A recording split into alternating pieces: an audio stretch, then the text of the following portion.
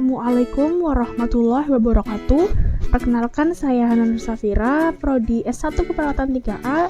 Saya di sini perwakilan dari kelompok 2 yang akan mempresentasikan hasil kerja tugas kami, yaitu herpes simplex. Anggotanya ada Rifa Anissa, Sekar Naras, Umi Fadilah, Perantika Sari, Esyami, Zambilu Siti, Hilmi Mutakin, Titin Supriyatin, Hana Nur Safira, Megatri Restunintias, Cicin Warlina, dan Devi Agustina. Apa sih herpes simplex itu? Herpes simplex adalah infeksi akut, suatu lesi akut di atas daerah yang eritema, terutama pada atau dekat sambungan mukokutan. Herpes simplex disebut juga fever blister, cold sore, herpes febrilis, herpes labialis, dan herpes genitalis. Infeksi HSV berlangsung dalam 3 tingkat. Yang pertama infeksi primer, yang kedua fase laten, dan yang ketiga infeksi rekurens. Epidemiologi herpes simplex. Infeksi primer oleh herpes simplex virus HSV tipe 1 biasa pada anak-anak, sedangkan infeksi HSV tipe 2 biasa terjadi pada dekade 2 atau 3 dan berhubungan dengan peningkatan aktivitas seksual. Infeksi HSV tipe 2 pada daerah genital lebih sering kambuh daripada infeksi HSV tipe 1 di daerah genital.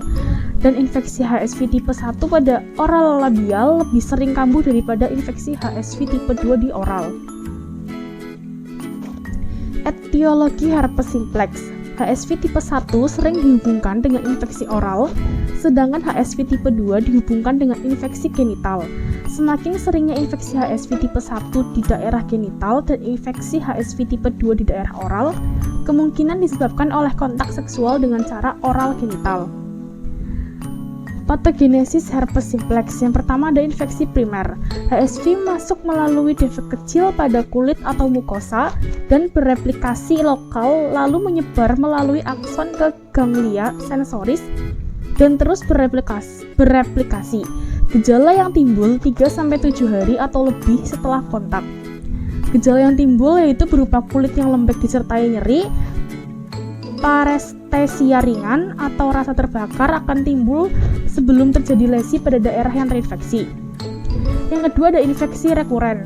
Gejala berupa rasa gatal atau terbakar terjadi selama 2-24 jam dan dalam 12 jam lesi tersebut berubah dari kulit yang eritem menjadi papula hingga terbentuk vesikel berbentuk kubah. Gejala klinis herpes simplex. Yang pertama pada infeksi primer. Herpes simplex tipe 1 tempat predileksinya pada daerah mulut dan hidung pada usia anak-anak. Sedangkan infeksi primer herpes simplex virus tipe 2 tempat predileksinya daerah pinggang ke bawah, terutama daerah genital. Infeksi primer berlangsung lebih lama dan lebih berat sekitar 3 minggu dan sering disertai gejala sistemik. Gejala sistemik yang dimaksud misalnya demam, malaise, dan anoreksia.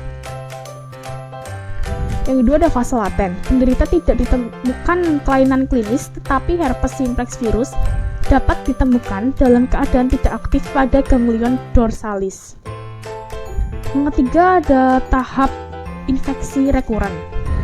Rekuren herpes simplex virus yang semula tidak aktif di ganglia dorsalis menjadi aktif oleh mekanisme pacu lalu mencapai kulit sehingga menimbulkan gejala klinis yang lebih ringan dan berlangsung sekitar 7-10 hari disertai gejala prodromal lokal berupa rasa panas, gatal, dan nyeri.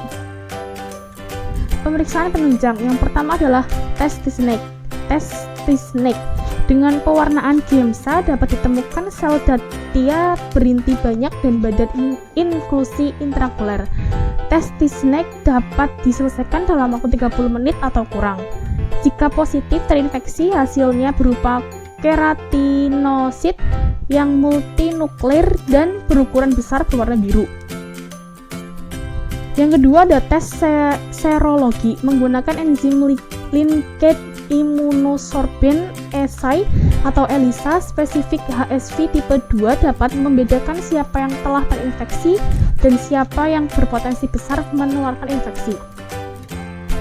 penata laksanaannya. Yang pertama adalah obat topikal berupa salep atau krim yang mengandung preparat idoxuridin, stosil, virugen P atau pripat asiklovir Zovirac digunakan apabila ada lesi.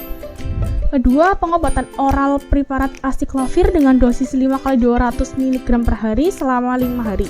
Yang ketiga, ada terapi sistemik digunakan asiklovir, valasiklovir atau famisiklovir jika pasien mengalami rekuren 6 kali dalam setahun. Untuk yang keempat, ada obat oles yaitu lotion zinc oxide atau kalamin. Komplikasi herpes simplex, yang pertama ada pioderma, yang kedua ada eczema herpeticum, yang ketiga ada herpetic Whitlow, yang keempat ada herpes gladiotorum, yang kelima ada esophagitis, yang keenam ada infeksi neonatus, yang ketujuh ada keratitis, yang kedelapan ada encephalitis. Selanjutnya adalah prognosis herpes simplex. Pengobatan dini dan tepat memberi prognosis yang lebih baik, yakni masa penyakit berlangsung lebih singkat dan rekuren lebih panjang. Penderita HSV harus menghindari kontak dengan orang lain saat tahap akut sampai lesi sembuh sempurna. Terima kasih, mungkin itu video dari presentasi dari saya. Kurang lebihnya mohon maaf. Wassalamualaikum warahmatullahi wabarakatuh.